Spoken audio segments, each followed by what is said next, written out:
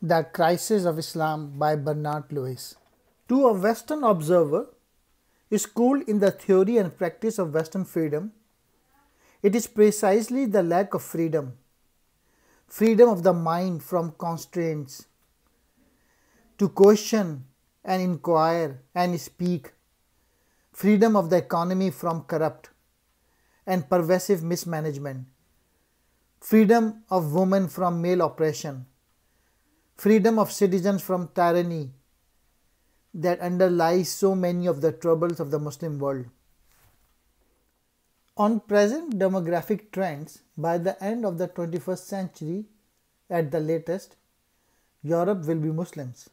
Bernard Lewis seeks to educate the West on the history of the Middle East and how it applies to the present day.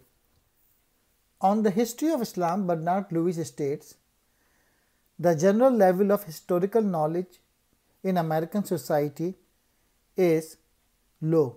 The Muslim people, like everyone else in the world, are shaped by their history. For Muslims, history is religion. The rise of Wahhabism in 18th century Arabia was in significant measure a response to the changing circumstances of the time.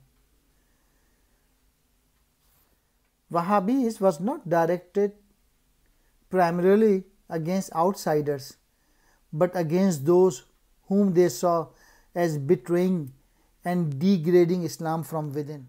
Lewis addressed the fact that the Saudi kingdom was ready to endorse the brand of Islam because it helped the Saudi, who won control of Mecca and Medina in close succession in the early 20th century, to shore up their power. Also, in more recent history, the Islamic Revolution in Iran, according to Lewis, constituted a serious revolution. It represented a significant ideological change, and like the French and Russian Revolution, has an immense impact on its people.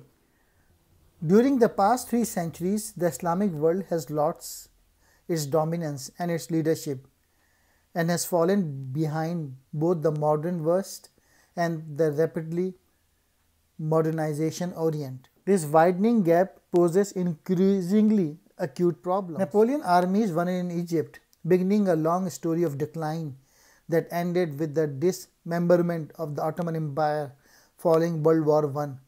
It is with this defeat that the crisis of Islam opens. Muhammad ibn Abd al-Wahhab, founder of the 18th century Wahhabi movement, an orthodox Sunni Muslim group that rejected many Shia practices and vilified the West.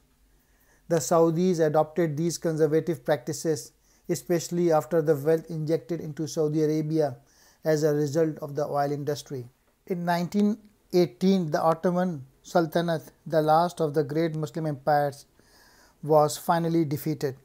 The Ottoman provinces were divided into 3 new entities with new names.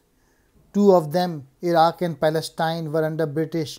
The third, under the name Syria, were given to the French. Later, the French subdivided into 2, calling one part Lebanon and retaining the name Syria for the rest. A report on Arab human development in 2002, prepared by a Committee of Arab Intellectuals and published, shown some striking contrasts. The Arab world translates about 330 books annually, 1/5 of the number that Greece translates. The accumulative total of translated books since the Caliph Mamun time, the 9th century, is about 100,000, almost the average that Spain translates in 1 year. The economic situation is no better. The GDP in all Arab countries combined stood at 531.2 billion in 1999, less than of a single European country. Spain has got around 595.5 billion. Another aspect of underdevelopment is illustrated in a table of active research scientists, frequently cited articles, and frequently cited papers. In 1987, country United States has got a research scientist 466,211. In Saudi Arabia, there is only 1,915 research scientists.